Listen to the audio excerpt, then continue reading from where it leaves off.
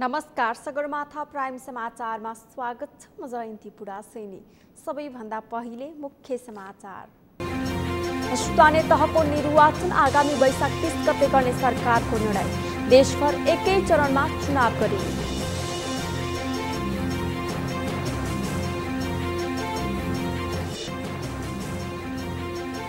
MCC को विषयले सत्ता गठबन्धनको भविष्य अन्यलमा। प्रधानमन्त्री देउवा र माओवादी अध्यक्ष दाहालको पत्र बाहिरसँगै संकट चुलियो।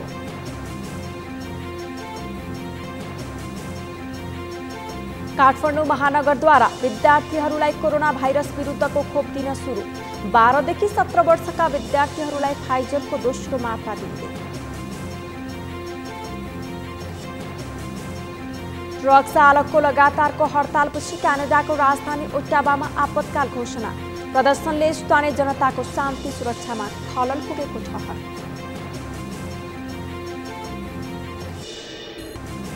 र राष्ट्रिय खेलकुद परिषदको अन्यल अन्त्य गर्न सरकारसँग नेपाल खेलकुद महासंघको माग।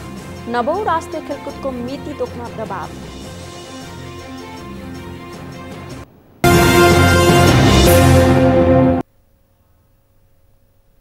सगरमाथा प्राइम समाचार अब विस्तारमा। सरकारले आगामी वैशाख 30 गते स्थानीय तहको निर्वाचन गर्ने निर्णय गरेको छ। आज प्रधानमन्त्री निवास बालुवाटारमा बसेको मन्त्री परिषदको बैठकले स्थानीय तहको निर्वाचन 2079 साल वैशाख 30 गते गर्ने निर्णय गरेको हो। स्थानीय तहको निर्वाचन देशभर एकै चरणमा गर्ने निर्णय भएको सञ्चार तथा सूचना प्रविधि मन्त्री तथा सरकारका प्रवक्ता ज्ञानेन्द्र बहादुर कार्कीले बताउनुभयो।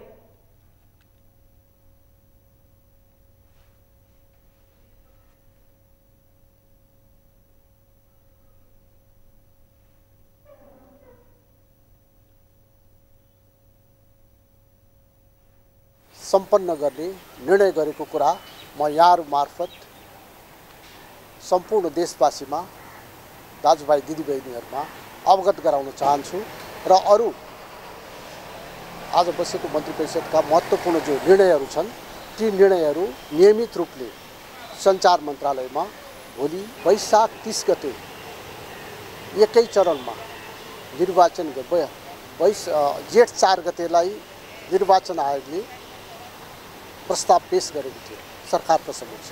सरकारले अहिले वैशाख 30 गते निर्वाचन सम्पन्न गर्ने निर्णय गरेको छ।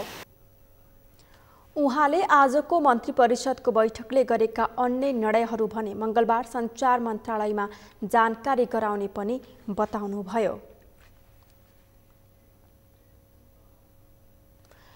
एमसीसी को विषयलाई लिएर सत्ता गठबन्धन सङ्कटमा परेको छ। सरकारमा रहेका दलहरूबीच समान धारणा बन्न नसक्दा दलहरूबीच दूरी बढेको हो। प्रधानमन्त्री शेरबहादुर देउवा र नेकपा माओवादी केन्द्रका अध्यक्ष पुष्पकमल दाहालले एमसीसीलाई लेखेको पत्र सार्वजनिक भएपछि गठबन्धन झनै सङ्कटमा परेको छ। एमसीसीलाई लेखेको पत्रबारे कांग्रेस माओवादी केन्द्रका नेताले के भन्छन् त? अमृत ढकालको रिपोर्ट। एमसीसी सम्झौता पास गर्नुपर्ने समय सीमा नजिकिँदै जाँदा सत्ता गठबन्धनको भविष्य सङ्कटमा परेको छ। एमसीसी बारे सरकारमा रहेका दलहरूबीच समान धारणा बन्न नसक्दा दूरी बढेको थियो नै प्रधानमन्त्री देउवा र माओवादी केन्द्रका अध्यक्ष दाहालले एमसीसीलाई लेखेको पत्र सार्वजनिक भएपछि अब एमसीसी के होला अनि गठबन्धन कसरी अघि बढ्ला भन्ने चासो देखिएको छ। त्यसो त प्रतिपक्षी दल एमालेका अध्यक्ष केपी शर्मा ओली समेत संलग्न भएको शीर्ष दलका नेताहरूको बैठकमा माओवादी केन्द्रका अध्यक्ष दाहालले चुनावपछि एमसीसीका विषयमा निर्णय गर्नुपर्ने धारणा राखेका थिए। एमसीसी सम्झौताका विषयमा माओवादी केन्द्रका अध्यक्ष दाहालको दोहोरो भूमिका अहिले आलोचना त भएको छ नै, यो विषयले सत्ता गठबन्धन कहिलेसम्म कायम होला भन्ने प्रश्न समेत उब्जिएको छ।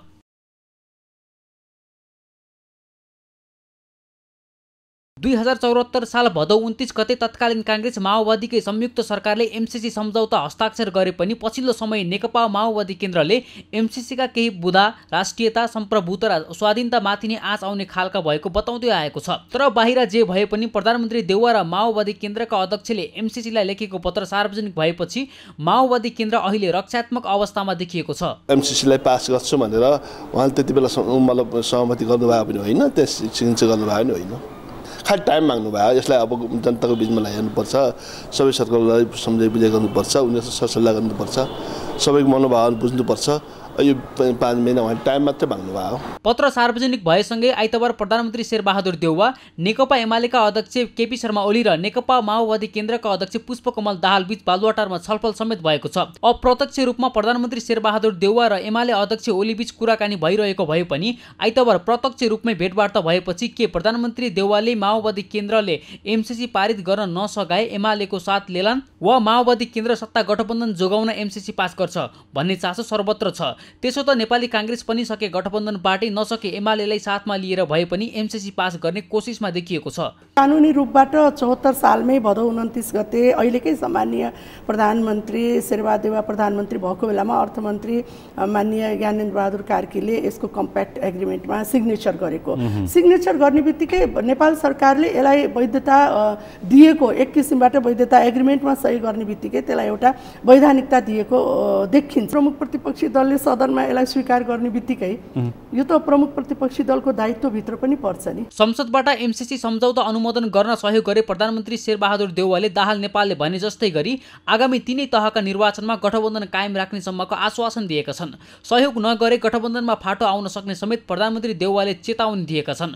तर नेकपा माओवादी केन्द्रका नेताहरूले एमसीसी पास गर्ने शर्तमा गठबन्धन कायम राख्न नसकिने बताएका छन्। त अध्यक्षले भनिसक्नु भएको छ केपी ओलीसँग मिलेर जानुहोस्, यसलाई पास गराउनुहोस्, हामी सरकार छोड्न तयार। त गठबन्धन त अब यो के हो भने यो अस्थायी हो, जति बेला पनि बन्छ, जति बेला पनि भत्किन्छ। यो हाम्रो मानसिक हिसाबले हामी तयारी छौँ। सत्ता गठबन्धन दलकै नेकपा एकीकृत समाजवादीले पनि एमसीसीलाई अहिलेकै अवस्थामा परिमार्जन नगरी संसदबाट अगाडि बढाउन नसक्ने बताएको छ। गठबन्धनमै रहेको तर सरकारमा सहभागी नभएको अर्को दल राष्ट्रिय जनमोर्चाले पनि एमसीसी खारेज गर्नुपर्ने प्रस्ताव गठबन्धनको बैठकमा राख्दै आएको छ। जनता समाजवादी पार्टीले भने हालसम्म पार्टीको आधिकारिक धारणा सार्वजनिक गरिसकेको छैन।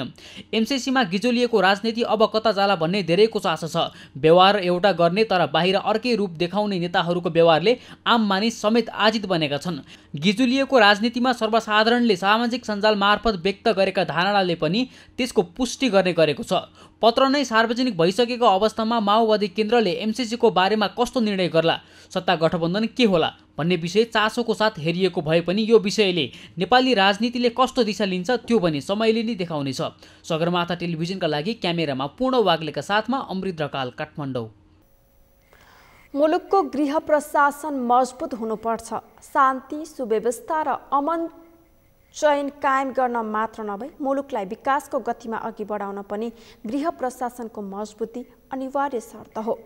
नेपालको गृह प्रशासन भने बदलिदो परिवेश अनुसार मजबुत बन्न सकेको देखिँदैन। गृहमन्त्री स्वयंले गृह प्रशासनलाई सुधार गर्दै लैजानुपर्ने आवश्यकता रहेको बताएका छन्। सुधारका कामहरू के हुन्? सुधार कहिलेसम्म पुरा हुने? परिवर्तन परिवेश अनुसार गृह प्रशासन मजबुत बन्ने कहिले? सुधार गर्दै लैजानु पर्ने भन्ने गृहमन्त्रीको भनाइले थुप्रै प्रश्नहरू उब्जिएका छन्। एक रिपोर्ट।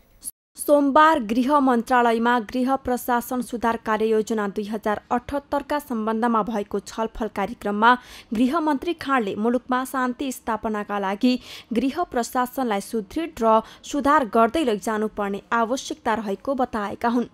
द्रुत विकासको चाहनालाई पूरा गर्न मुलुकमा शान्ति आवश्यक रहेको भन्दै उनले गृह प्रशासन र सुरक्षामा प्रदान गरिने बजेटले मुलुकलाई शान्त र समुन्नत बनाउन मद्दत गर्ने बताए। संविधानले दिएको मौलिक अधिकारहरूलाई स्थापित गर्नका लागि पनि मुलुकमा शान्ति सुरक्षाको आवश्यकता रहेको उनले बताए।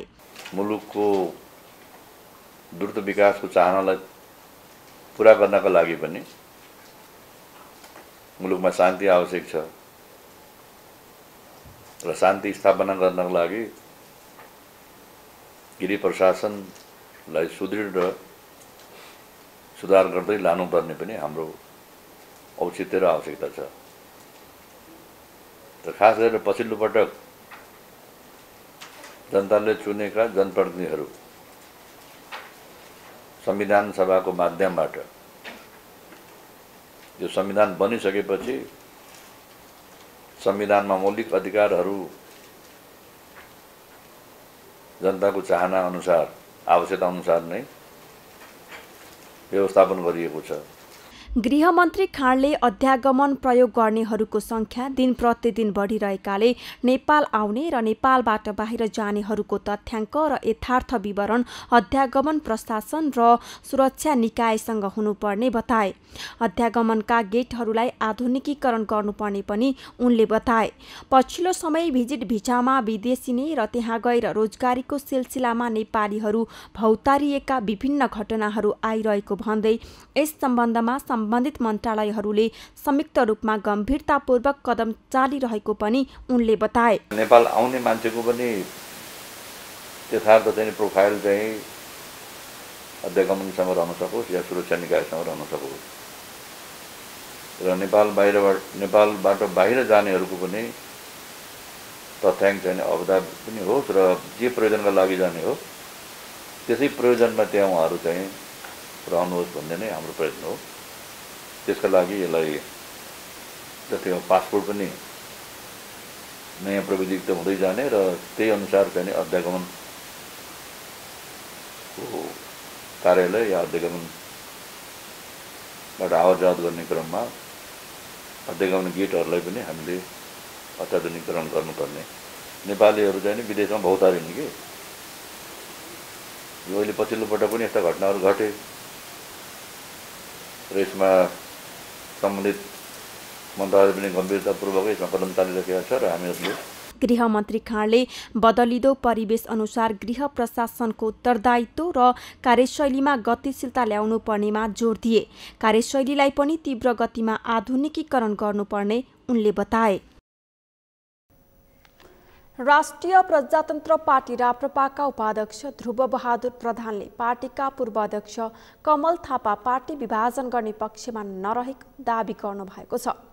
पूर्व अध्यक्ष थापाले आज काठमाडौँमा आयोजना गर्नुभएको चियापान कार्यक्रममा सहभागी हुनुभएका उपाध्यक्ष प्रधानले सञ्चारकर्मीहरूले राखेका जिज्ञासाको जवाफ दिने क्रममा उहाँ पार्टी एकताकै पक्षमा रहेको बताउनु भएको हो। उहाँले महाधिवेशनले दिएको जिम्मेवारीलाई वहन गर्दै पार्टीलाई एकताबद्ध बनाएर लैजान आफूहरू प्रतिबद्ध रहेको पनि बताउनुभयो।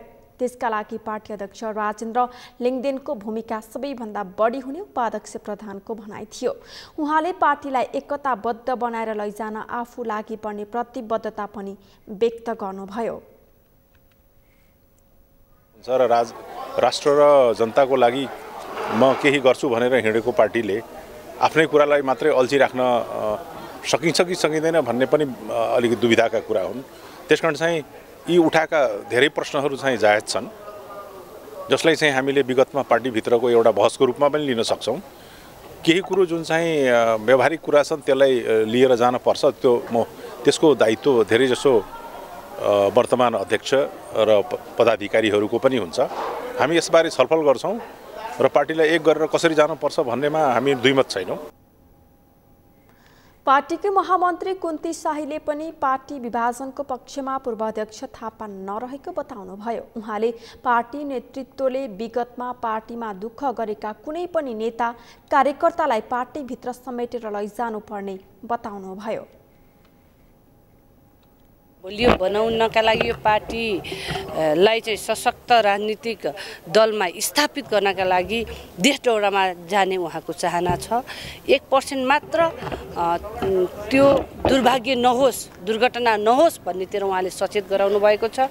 हामी त्यतातिर सचेत भएर आफ्ना भूमिका पनि दिएका छौँ। यो पार्टीबाट हिजोका दिनमा दुःख गरेका कोही पनि नेता कार्यकर्ताहरू एकजना पनि पार्टीबाट बाहिर नहोस् भन्नेतिर र यही पार्टीमा बसेर पार्टीलाई बनाउने अभियानमा अगाडि बढ्नुपर्छ भन्ने आजको निष्कर्ष।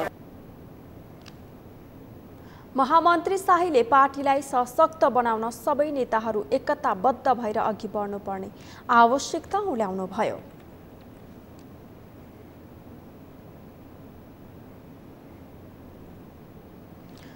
बसोबासका आधारमा लालपूर्जा वितरण गर्न माग गर्दै सरकारको ध्यानाकर्षण गराइएको छ। आज संयुक्त राष्ट्रिय सुकुम्बासी मोर्चा नेपालले यस्तो माग गर्दै काठमाडौँको माइती घर मण्डलादेखि बिजुली बजारसम्म ध्यानाकर्षण र्याली गरेको हो। कार्यक्रममा मोर्चाका अध्यक्ष कुमार कार्कीले बसोबासका आधारमा लालपूर्जा वितरण तथा स्थायी विकल्प बिनाको उठीबास सदाका लागि बन्द गर्न सम्बन्धित निकायलाई दबावमूलक ध्यानाकर्षण र्याली गरेको बताउनुभयो। उहाँले एउटा सरकारले लालपूर्जा दिन फर्म भर्ने, अर्को सरकार उठीबासको सूचना टाँस्दै हिँडेकोले सरकारको दैध चरित्रका विरुद्धका ध्यानाकर्षण गराएको बताउनुभयो। अध्यक्ष कार्कीले अधिकार प्राप्तिको निम्ति प्रदर्शन गर्दा प्रशासनले छेक्ने काम गरेको आरोप समेत लगाउनुभयो। उहाँले सरकारले सुकुम्बासीहरूका झुपडी भत्काउने काम गरेकोले त्यसतर्फ ध्यानाकर्षण गराएको र राजनीतिक दलहरूले आफ्नो घोषणापत्रमा भने बमोजिम सुकुम्बासीका समस्या समाधान गर्नुपर्ने बताउनुभयो। मर्ने, अर्को सरकार उठीबासको सूचना टाँस्दै हिँड्ने सरकारको द्वैध चरित्रको विरुद्धमा र सरकारलाई ध्यानाकर्षण गराउनका निम्ति हामी आज शान्तिपूर्ण साङ्केतिक ध्यानाकर्षण र्याली गरिरहेका छौँ। तर अब आजको हाम्रो र्यालीलाई अहिले प्रशासनले छेक्ने काम गरिरहेको छ। हामी केही बेर पश्चात हामी आफ्नो पनि अब बल प्रयोग गर्ने सम्भावना छ, किनभने हामी अधिकार प्राप्तिको निम्ति हाम्रा झुपडीहरू बिना विकल्प भत्काउने खालको सरकारको जुन रवैया छ त्यसप्रति ध्यानाकर्षण गराउनका निम्ति हामीले यो कार्यक्रम साङ्केतिक रूपमा आयोजन गरिरहेका छौँ र देशैभरि यो कार्यक्रम लिएर जाने भन्ने हाम्रो संयुक्त राष्ट्रिय सुकुम्बासी मोर्चा नेपालको ध्यानाकर्षण भएको छ। र सरकारलाई मैले के अनुरोध गर्न चाहन्छु भन्दाखेरि एउटा बाघलाई समेत संरक्षण गरेर राख्ने सरकारले आफ्ना भोट हालेका नागरिकलाई संरक्षण गर्नुपर्छ भन्न चाहन्छु र सरकारलाई अनुरोध गर्न चाहन्छु। हिजो तपाईँहरूले घोषणापत्रमा जे भनेर आउनुभएको थियो, हामीलाई भोट हाल्नुहोस्, हामी तपाईँलाई पूर्जा दिन्छौँ, हामीले भोट हाल्नुहोस्, हामी तपाईँलाई बसोबास गर्न दिन्छौँ भनेर आउनुभएको थियो र सरकारले अहिले 5 वर्ष बितिसक्दा पनि हामीलाई चाहिँ बसोबासको आधारमा पूर्जा दिनुको साटो बिना विकल्प उठीबास गराउने सूचना प्रवाह गरेर हामीलाई तरङ्गित गरेको छ।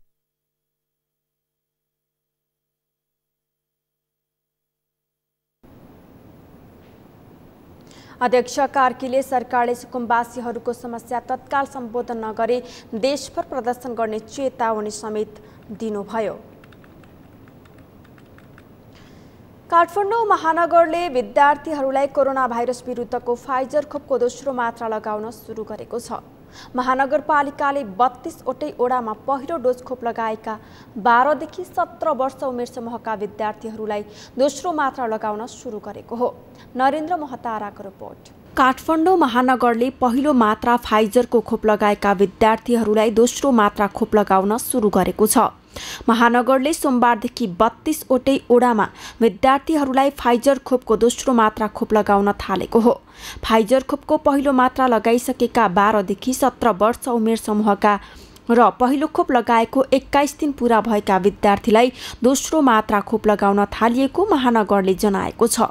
पूर्ण मात्रा खोप लगाएपछि विद्यार्थीहरूले खुसी व्यक्त गरेका छन्। पहिलोचोटि सुई लाउन चाहिँ हैन, अब सबैजनालाई त गाह्रो भइरहेको थियो नि त, त्यसको डर थियो कोरोनाको हैन। अनि त्यसै हाम्रो यो आयो नि त अहिले कोरोनाको यो खोप लाउनुपर्छ, खोप लगाएपछि अहिले हुन्छ हाम्रो सुरक्षित भन्ने भयो हैन कुरा। अनि त्यसै गरी हामी खोप लाउन आयौँ यहाँ स्कुलमा, रत्नराज स्कुलमा। अनि त्यसै गरी चाहिँ हामीले खोप लगायौँ, पाले पाले गरेर सबैजना आयो लगायो हैन। अनि लगाइसकेपछि हामीलाई यस्तो भयो कि हैन, लाउँदाखेरि केही त हुने हो कि यस्तो पनि भइरहेको कि हामीलाई, तर चाहिँ भएन नि त। सुरक्षित लाउन चाहिँ सबैजनालाई मन डराएको रहेको थियो हैन, तर अहिले आएर लगाउन चाहिँ भएन नि त। खोप लाउनुभन्दा अगाडि चाहिँ हल्का डर लागिरहेको थियो, अनि तर सबैजनालाई लाउन थाल्यो भनेर म पनि लाउन गएको। अनि लाएर आएपछि चाहिँ पहिला सुरु केही दुखेन, त्यसपछि हल्का दुख्न थाल्यो। अनि 2 दिन चाहिँ हल्का दुख्यो, तर त्यसपछि चाहिँ ठिक भयो। अनि अहिले पनि खोप लाग्यो, तर अहिले चाहिँ त्यस्तो केही डर लागेको छैन। कोरोना संक्रमणको दर कम हुँदै गएपछि शैक्षिक संस्थाहरू समेत खुलाउने तयारी भइरहेको समयमा विद्यार्थीहरूलाई पूर्ण मात्रा खोप लगाउन थालिएको छ। विद्यार्थीहरूलाई सम्बन्धित विद्यालयमै खोप लगाउने व्यवस्था गरिएको छ। महानगरपालिकाले सोमबारदेखि फागुन 5 गतेसम्म काठमाडौँका विद्यालयहरूमा खोप अभियान सञ्चालन गर्नेछ। महानगरका अनुसार प्रत्येक ओडामा 10 वटा खोप केन्द्रको व्यवस्था गरिएको छ। महानगरले क्लिनिक र स्वास्थ्य स्वयंसेविकासँग समन्वय गरेर खोप अभियान सुरु गरेको छ। प्रत्येक विद्यालयमा रहेका खोप केन्द्रहरूमा सेसन अनुसार 200 भन्दा कम विद्यार्थी भएका ठाउँमा 2वटा विद्यालयलाई एउटै खोप केन्द्रबाट खोप दिइने भएको छ। हामीले स्कुल प्रशासनसँग चाहिँ समन्वय गरेर चाहिँ र हाम्रो क्लिनिक र अनि हाम्रो स्वास्थ्य स्वयंसेवकहरूसँग सबसँग मिलेर चाहिँ व्यवस्थापन गरिरहेको छ। यो सेसन हुन्छ तपाईँको। अब आज रत्न राज्य स्कुलमा 3 दिनको 3टा सेसन छ। जुन ठुलो स्कुल छ त्यसलाई टाइम दिएको छौँ 2 दिन 3 दिन। जस्तै 200 भन्दा कम स्टुडेन्टलाई चाहिँ 2टा स्कुल मर्ज गरेर हामीले 10वटा स्कुलमा चाहिँ हामीले उ गरेका छौँ। स्कुलमा चाहिँ पालै पिलो अब जस्तै आज रत्न राज्यमा छ, भोलि रत्न राज्यमा छ, पर्सि पाठशालामा त्यसरी गर्छौँ। तेस्रो लहरमा फैलेको कोरोना संक्रमणको दर अहिले केही कम भएको छ, तर संक्रमणको जोखिम भने कायमै छ। 12 वर्षभन्दा माथिको उमेर समूहका विद्यार्थीहरूका लागि खोप लगाउन थालिएको भए पनि 12 वर्षभन्दा कम उमेर समूहका विद्यार्थीहरू भने खोपको दायराबाट बाहिर नै छन्। 12 वर्ष मुनिका विद्यार्थीहरूका लागि समेत खोपको व्यवस्था गर्न सके शैक्षिक संस्था सञ्चालन गर्दा समेत जोखिम कम हुन सक्छ। यसतर्फ समेत ध्यान दिन आवश्यक छ। सगरमाथा टेलिभिजनका लागि क्यामेरामा केशव तिमेल सिन्हाका साथमा नरेन्द्र महताराको रिपोर्ट। काठमाडौँ महानगरपालिकाले विद्यार्थीहरूलाई कोरोना संक्रमण विरुद्धको फाइजर खोपको दोस्रो मात्रा लगाउन सुरु गरेको छ। महानगरपालिकाले 32 वटै ओडामा पहिलो मात्रा खोप लगाइसकेका 12 देखि 17 वर्ष उमेर समूहका विद्यार्थीलाई फाइजर खोपको दोस्रो मात्रा लगाउन सुरु गरेको हो। यसै सन्दर्भमा हामीले सगरमाथा जनबोलीमा खोप लगाउन पुगेका विद्यार्थीलाई सोधेका थियौं। खोप लगाउँदा कस्तो महसुस भयो, हेरौं उनीहरूको भनाई उनीहरूकै शैलीमा।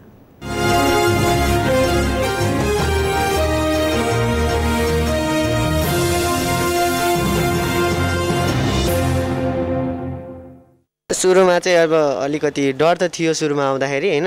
अब लाउँदाखेरि पहिलोचोटि चाहिँ थाहा पाएन है कति छिटो लाग्यो भनेर। सोध्दै घर जाँदाखेरि अलि 2-3 दिनसम्म हात दुखेको थियो। अब अहिले चाहिँ अलि दुखे जस्तो महसुस भयो। पहिलो डोज लगाउँदाखेरि ज्वरो आउला खोकी लाग्ला जस्तो भएको थियो। अब मलाई कोरोनादेखि सुरक्षित हुन्छ जस्तो लागिरहेछ। पहिलोचोटि सुई लाउन चाहिँ हैन, अब सबैजनालाई त गाह्रो भइरहेको थियो नि त, त्यसको डर थियो कोरोनाको हैन। अनि त्यसै हाम्रो यो आयो नि त अहिले कोरोनाको यो खोप लाउनुपर्छ, खोप लगाएपछि अहिले हुन्छ हामीलाई सुरक्षित भन्ने भयो होइन कुरा। अनि त्यसै गरी हामी खोप लगाउन आयौँ यहाँ स्कुलमा, रत्न राज्य स्कुलमा। अनि त्यसै गरी चाहिँ हामीले खोप लगायौँ, पाले गरेर सबैजना आयो लगायौँ होइन। अनि लगाइसकेपछि हामीलाई यस्तो भयो कि होइन, लाउँदाखेरि केही त हुने हो कि यस्तो पनि भइरहेको कि हामीलाई, तर चाहिँ भएन नि त। सुरक्षित लगाउन चाहिँ सबैजनालाई मन डराएको रहेको थियो होइन, तर अहिले आएर लगाउन चाहिँ भएन नि त। हामीले यसले सुरक्षित गर्दो रहेछ जस्तो भयो अहिले आएर पनि। तर अहिले पनि आज हामी आज आएर आएको छौँ लाउन होइन, तर लगाइसक्यो तर मन शान्ति भइरहेछ अहिले। हजुरहरू सबैले यो खोप लाउँदा डर फिल गर्नु हुँदैन र मैले पनि पहिलो डोज लाउँदा मलाई पनि अलि डर लागेको थियो, तर त्यही पनि पहिलो डोज लाउँदा हात खुट्टा ज्वरो आयो, हातहरू दुख्यो। तर सेकेन्ड डोज लाउँदा त्यति डर भएन। अनि तपाईँहरू पनि सबैजनाले खोप लाउनु होला र सेफ्टी मेन्टेन गर्नु होला। यो कोरोनाको खोप जबदेखि सुरु भयो मैले मेरो पहिलो डोज लाउँदाखेरि चाहिँ मलाई अलि डर महसुस भयो, तर अहिले दोस्रो लाउँदा चाहिँ त्यस्तो केही पनि डर महसुस भएको थिएन। अनि फर्स्ट डोजमा चाहिँ कस्तो ज्वरो आउने भन्दा पनि मलाई चाहिँ जिउ दुखेको थियो। खोप लाउनुभन्दा अगाडि चाहिँ हल्का डर लागिरहेको थियो, अनि तर सबैजनाले लाउन थाल्यो भनेर म पनि लाउन गएको। अनि लाएर आएपछि चाहिँ पहिला सुरु केही दुखेन, त्यसपछि हल्का दुख्न थाल्यो। अनि 2 दिन चाहिँ हल्का दुख्यो, तर त्यसपछि चाहिँ ठिक भयो। अनि अहिले पनि खोप लगाएको, तर अहिले चाहिँ त्यस्तो केही डर लागेको छैन। अनि अरूहरूले नै लाउनुहोस् भनेर त्यही भन्न चाहन्छु।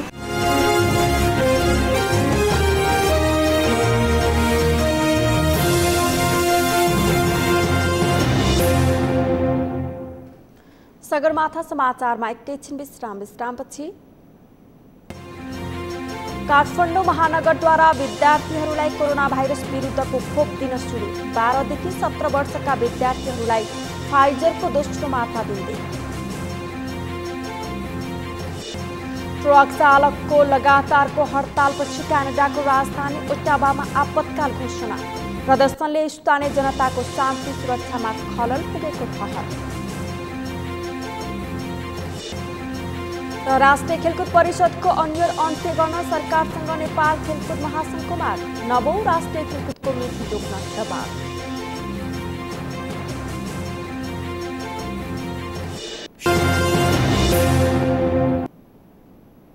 विश्रामपछि पुनः स्वागत छ। अब बाँकी समाचार। जिल्ला प्रशासन कार्यालय काठमाडौँले कोभिड-19 संक्रमणको पछिल्लो अवस्था र सम्भावित प्रभावलाई मूल्याङ्कन गरेर जनजीवनलाई सहज बनाएको बताएको छ। जिल्ला प्रशासन कार्यालय काठमाडौँका सहायक प्रमुख जिल्लाधिकारी उमाकान्त अधिकारीले कोभिड-19 संक्रमणको पछिल्लो अवस्था र सम्भावित प्रभावलाई मूल्याङ्कन गरेर जनजीवनलाई सहज बनाइएको बताउनु भएको हो। उहाँले केही प्रतिबन्धात्मक व्यवस्थासहित जिल्ला प्रशासन कार्यालयले आइतबार नयाँ आदेश जारी गरेको र सो आदेशमा आगामी फागुन 1 गतेबाट शैक्षिक संस्थाहरू सञ्चालन गर्न पाउने र 12 वर्षभन्दा माथिका विद्यार्थीका हकमा नियमित रूपमा र 12 वर्ष पूरा भएका विद्यार्थीका हकमा विद्यार्थी संघका समेत विचार गरेर सम्बन्धित स्थानीय तहसँगको समन्वयमा विद्यालय व्यवस्थापनले आलो पालो वा सेफ्ट प्रणालीमा कक्षा सञ्चालनको व्यवस्था मिलाउने गरी सञ्चालन गर्नुपर्ने बताउनुभयो। त्यस्तै सबै किसिमका परीक्षाहरू विशेषतः स्वास्थ्यका मापदण्डको पूर्ण पालना गरी जेट आकारमा सिट व्यवस्थापन गर्ने र आगामी फागुन 1 गतेदेखि परीक्षाहरू सञ्चालन गर्न पाउने पनि जानकारी दिनुभयो। सहायक प्रमुख जिल्लाधिकारी उमाकान्त अधिकारीले आगामी फागुन 1 गतेबाट दोहोरी, नाचघर, क्लब लगायतका रात्रिकालीन व्यवसाय, cinema hall, health club, gymkhana, swimming pool, futsal जस्ता सेवाहरू जनस्वास्थ्य र सुरक्षाको मापदण्ड पालना गर्ने गरी राति 10 बजेसम्म सञ्चालन गर्न सक्ने पनि बताउनुभयो। सहायक प्रमुख जिल्लाधिकारीले धार्मिक, सामाजिक र सांस्कृतिक कार्यक्रम गर्दा बढीमा 100 जना उपस्थित हुन सक्ने र उपस्थित भएकाहरूले खोपको पूर्ण मात्रा लगाएको हुनुपर्ने बताउनुभयो। उहाँले कोरोनाको जोखिमलाई मध्यनजर गर्दै जिल्ला प्रशासन कार्यालयले दिएको निर्देशनको प्रभावकारी कार्यान्वयन अनुगमन पनि गरिने स्पष्ट पार्नुभयो।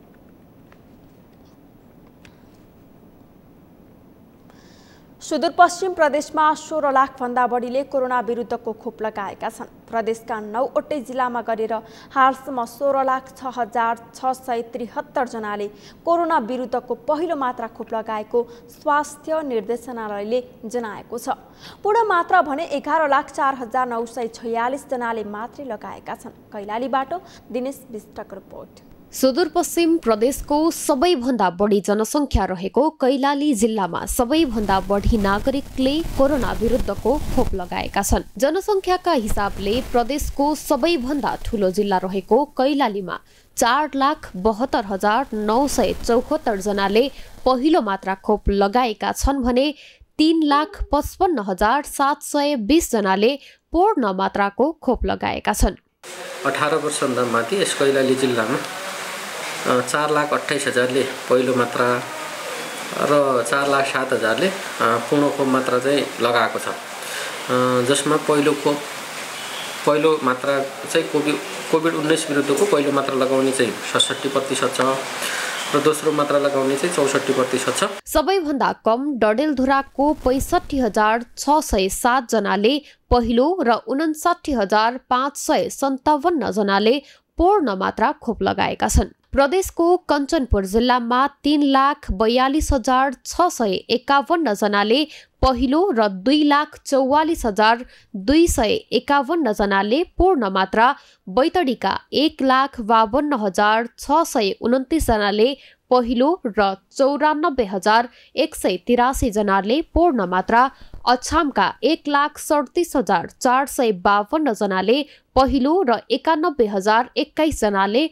पूर्ण मात्रा खोप लगाएका छन्। यस्तै बाजुरामा 1,24,925 जनाले पहिलो र 74,345 जनाले पूर्ण मात्रा, डोटीका 1,20,572 जनाले पहिलो र 65,575 जनाले पूर्ण मात्रा, बझाङका 79,844 जनाले पहिलो र 56,038 जनाले पूर्ण मात्रा, दार्चुलाका 90,019 जनाले पहिलो र 62,256 जनाले पूर्ण मात्रा खोप लगाएको स्वास्थ्य निर्देशनालयले जनाएको छ। 18,65,156 जना ले चाहिँ पहिलो मात्राको खोप लगाइसकेका छन्। त्यो प्रतिशतमा भन्ने हो भने 68.5% चाहिँ पहिलो खोप लगाइसकेका छन् हाम्रो प्रदेशमा। त्यस्तै दोस्रो खोप अथवा कुनै कुनै एउटै खोप पनि लगाउनु पर्ने भ्याक्सिनहरू हुन्छ। त्यसो भएको हुनाले पुरा मात्राको खोप लगाउनेको जम्मा जनसङ्ख्या जम्मा मान्छेहरू भनेको चाहिँ 14,95,554 हो र जसलाई प्रतिशतमा भन्ने हो भने 60.2% चाहिँ पुरा मात्राको खोप चाहिँ लगाइसकेका छन्। सुदूरपश्चिममा Covishield, AstraZeneca, Moderna, Johnson and Johnson, Verocell र फाइजर खोप दिइएको हो। अहिले पनि प्रदेशका सबै जिल्लामा खोप अभियान सञ्चालनमा रहेका छन्। सगरमाथा टेलिभिजनका लागि कैलालीबाट दिनेश विष्टको रिपोर्ट। महानगरीय प्रहरी वृत्त नयाँ बानेश्वर र सामुदायिक विकास तथा सेवा समितिले कोभिड रोकथाम तथा नियन्त्रणका लागि सचेतना कार्यक्रम गरेको छ। कोरोना भाइरसको जोखिम कायमै रहे पनि सर्वसाधारणले सरकारले जारी गरेका स्वास्थ्य मापदण्ड नअपनाएको भन्दै महानगरीय प्रहरी वृत्त नयाँ बानेश्वर र सामुदायिक विकास तथा सेवा समितिले सचेतना कार्यक्रम गरेको हो। प्रहरीले मास्क नलगाएकाहरूलाई मास्क वितरण गर्ने, सार्वजनिक सवारी साधनमा चेतनामूलक पर्चा टाँस्ने र सर्वसाधारणलाई चेतनामूलक पर्चा वितरण गरेको थियो।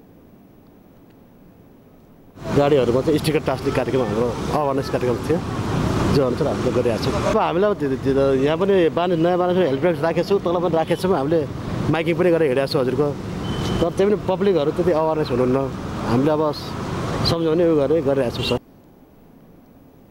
प्रहरी र सामुदायिक विकास तथा सेवा समितिले गरेको चेतनामूलक कार्यक्रमले कोरोना संक्रमणको जोखिम कम गर्न सहयोग गर्ने सर्वसाधारणको भनाइ छ।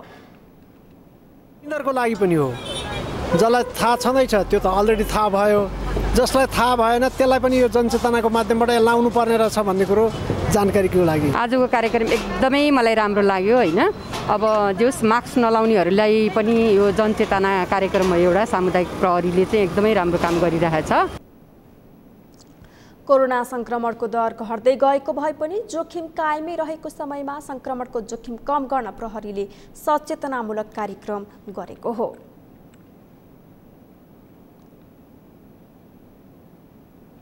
नेपालमा आयात गरिने मेडिकल उपकरण तथा रसायनको गुणस्तर मापन गर्ने संयन्त्र नभएको खुलासा भएको छ। केमिकल एन्ड मेडिकल आपूर्तिकर्ता संघ केमसनका अध्यक्षमा सुरेश घिमिरेले यस्तो खुलासा गरेका हुन्। एक रिपोर्ट। स्वास्थ्य परीक्षण उपकरण र रसायन आयातकर्ताहरूको छाता संगठन केमसनका अध्यक्ष घिमिरेले आज सरकारसँग स्वास्थ्य उपकरण तथा रसायन परीक्षण गर्ने मेकानिजम नै नभएको खुलासा गरेका हुन्। उनले मेडिकल औषधिहरू आयात नीतिगत रूपमा व्यवस्थित भए पनि स्वास्थ्य उपकरणहरूको आयातमा भने मन लाग्दी हुने गरेको बताए।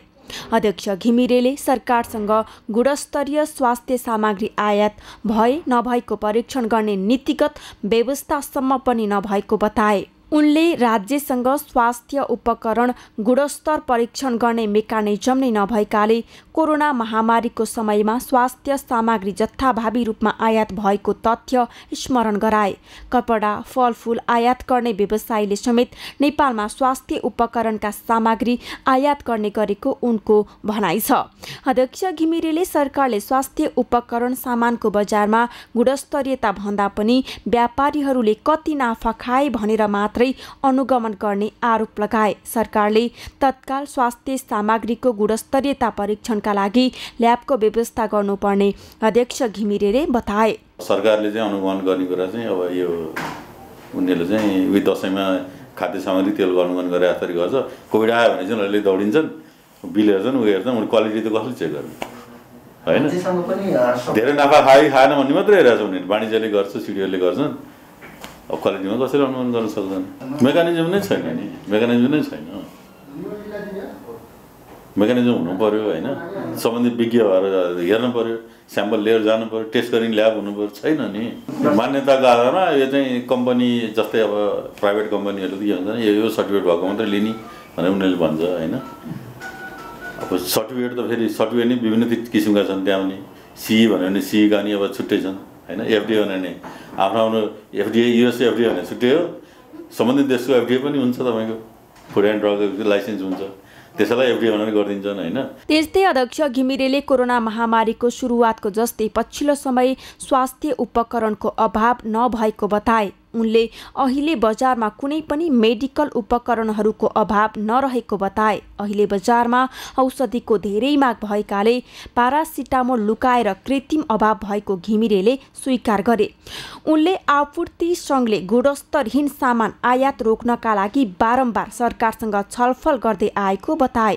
तर सरकारले स्वास्थ्य उपकरण आयात गर्दा गुणस्तर मापन गर्ने कार्यविधि 2070-71 सालमा बने पनि अहिलेसम्म कार्यान्वयनमा नल्याएको अध्यक्ष घिमिरेले गुनासो गरे। अहिले सामग्रीहरूको चाहिँ अब पहिला जस्तो जुन हाहाकार भयो पहिलो केसमा मास्क सेनिटाइजरदेखि लिएर एप्रोनहरूदेखि लिएर होइन तिनीहरूको हाहाकार थियो। सेकेन्ड केसमा भेन्टिलेटर र अक्सिजनको हाहाकार भयो होइन। तर अहिले आएर चाहिँ त्यस्तो चाहिँ स्वास्थ्य सामग्रीको हाहाकार चाहिँ छैन होइन। नाउ एन्ड देन अलिकति सामग्री धेरै डिमान्ड भएर जस्तै औषधिमा सिटामोल चाहिँ होर्डिङ गर्ने चाहिँ प्रविधि भयो। गुणस्तरमा चाहिँ हामीले पहिले नै उठाइरहेको हो। गुणस्तरमा चाहिँ अलिकति अझै पनि यसमा चाहिँ किनभने यो कोभिडको समयमा मान्छेहरूले हाम्रो मेडिकल सामान आयात गर्ने अनुभवी सक्षम व्यवसायीहरू भन्दा नि अरू व्यवसाय भएन अब यसमा चलिरहेको छ भनेर त्यही झिकाउने। तर क्वालिटीमा चाहिँ ध्यान नदिने साथीहरूले झिकाएर जुन कार्यविधि त्यहाँ 70-71 सालदेखि नै हामीले बनाएर राखेको छ एउटा स्वास्थ्य सामग्रीको हामी पनि टिममा संलग्न भएर यसलाई चाहिँ एउटा चाहिँ रेजिस्ट्रेसनको प्रोसेसमा लाने मोनिटरिङमा गर्ने। अध्यक्ष घिमिरेले पछिल्लो समय स्वास्थ्य उपकरणका विभिन्न स्वास्थ्य सामग्रीहरू बजारमा नक्कली पाइन थालेकाले त्यस्ता सामग्री आयात नगर्न व्यवसायीहरूलाई सङ्घले सचेत गराउँदै आएको बताए। तनहुँको डुम्रे बेसी सहर सडक 2 लेन सहितको कालोपत्री बनाइने भएको छ। यसअघि 3.75 मिटरको क्यारिज वेलाई 7 मिटरको बनाउन लागि हो। दायाँ बायाँ 1-1 मिटरको सोल्जर हुने उक्त सडकमा आवश्यकता अनुसार 1-1 मिटरको नाली निर्माण गरिने भएको छ।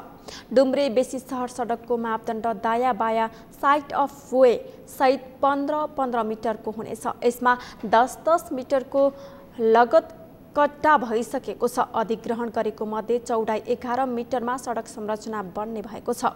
42 किलोमिटर दूरीको डुम्रे बेसी सहर खण्ड डुम्रेदेखि लमजुङ सीमा पाउदीसम्म 24 किलोमिटर छ। 24 किलोमिटरको पहिलो चरणमा 8.8 किलोमिटर सडक 2080 कार्तिक 22 सम्म सक्ने गरी आशिष अनेस्ट जेभीले गत वैशाख 22 मा सम्झौता गरेको छ।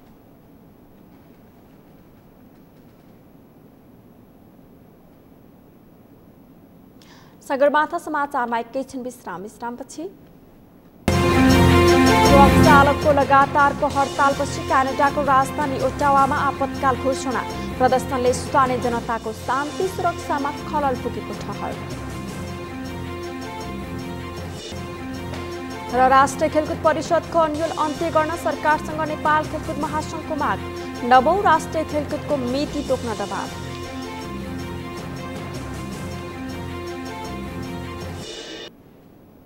अब पालो अर्थ समाचारको।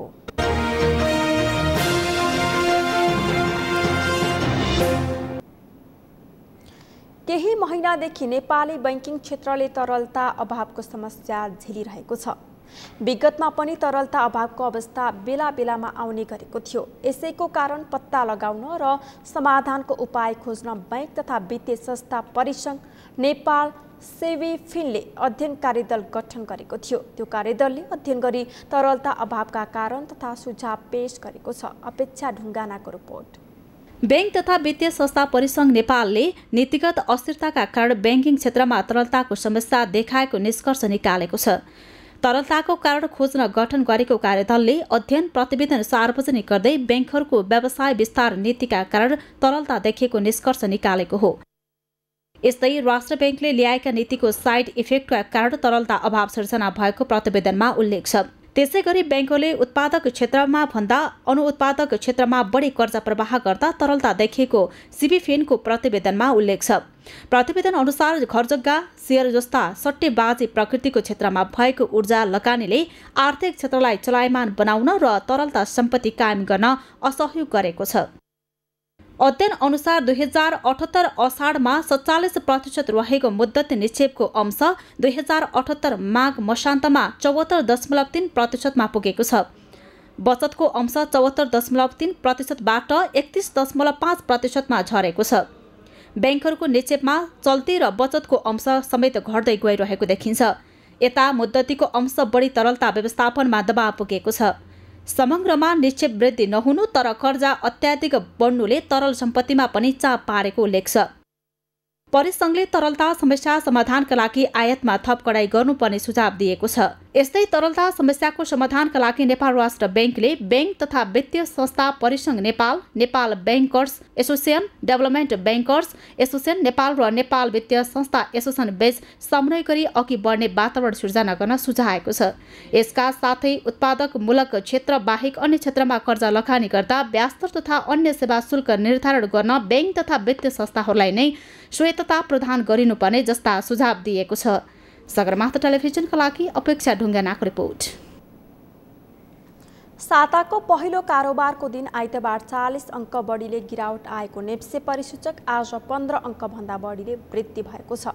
आज नेप्से परिसूचक 15.69 अङ्कले बढेर 2851.86 बिन्दुमा पुगेको छ। त्यस्तै आज सेन्सिटिभ इन्डेक्स 3.05 अङ्कले बढेर 535.32 बिन्दुमा पुगेको छ।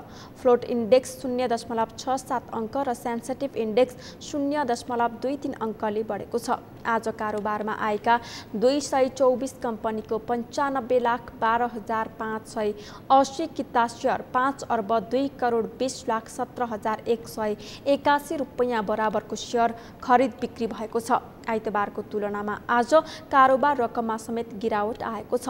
आइतबार 5 अर्ब 83 करोड 64,14,000 रुपैयाँ बराबरको खरिद बिक्री भएको थियो। आज 13 वटा उपसमूहमध्ये 10 उपसमूहको परिसूचक बढेको छ भने 3 वटा उपसमूहको परिसूचकमा गिरावट आएको छ।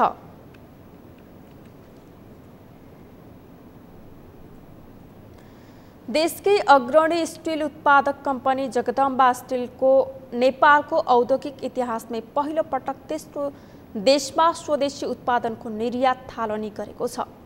नेपालमा लाखौं उपभोक्ताको मन जित्न सफल जगदम्बाका कलर कोडेड कोइल्स तथा सिटहरूको लोकप्रियता तथा माग विदेशमा समेत चुलिँदै गएको छ।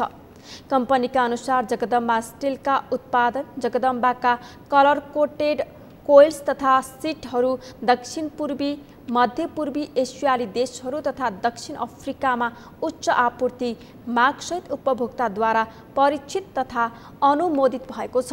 सीआर सेट्सको कार्गो कन्टेनर मार्फत श्रीलङ्का निर्यात हुने भएको छ।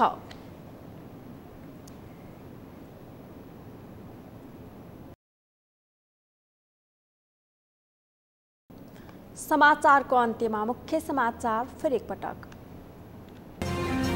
स्थानीय तहको निर्वाचन आगामी वैशाख 30 गते गर्ने सरकारको निर्णय। देशभर एकै चरणमा चुनाव गरिने।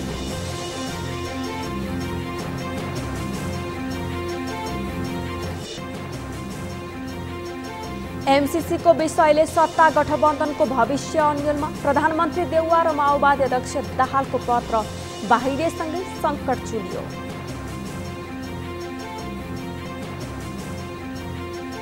काठमाडौँ महानगरद्वारा विद्यार्थीहरूलाई कोरोना भाइरस विरुद्धको खोप दिन सुरु। 12 देखि 17 वर्षका विद्यार्थीहरूलाई फाइजरको दोस्रो मात्रा दिइने। ट्रक चालकको लगातारको हडतालपछि क्यानाडाको राजधानी ओटावामा आपतकाल घोषणा। प्रदर्शनले स्थानीय जनताको शान्ति सुरक्षामा खलल पुगेको ठहर।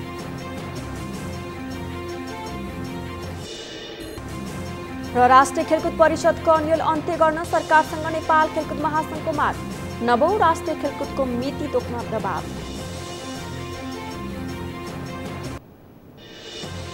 हौस् त सगरमाथा समाचार अहिलेलाई सकियो। तपाईँ समाचार बुलेटिनका साथै सगरमाथा टेलिभिजनका सम्पूर्ण कार्यक्रम www.sagarmatha.tv मा पनि पढ्न र हेर्न सक्नुहुनेछ। साथै युट्युबमा youtube.com/sagarmatha.tv नेपालमा हेर्न सक्नुहुनेछ। तपाईँ हामीलाई फेसबुकमा पनि facebook.com/stv नेपालमा फलो गर्न सक्नुहुनेछ। समाचारको शिखर, नेपालको गौरव, नेपालको पहिलो च्यानल सगरमाथा टेलिभिजन हेर्दै गर्नुहोला। नमस्कार।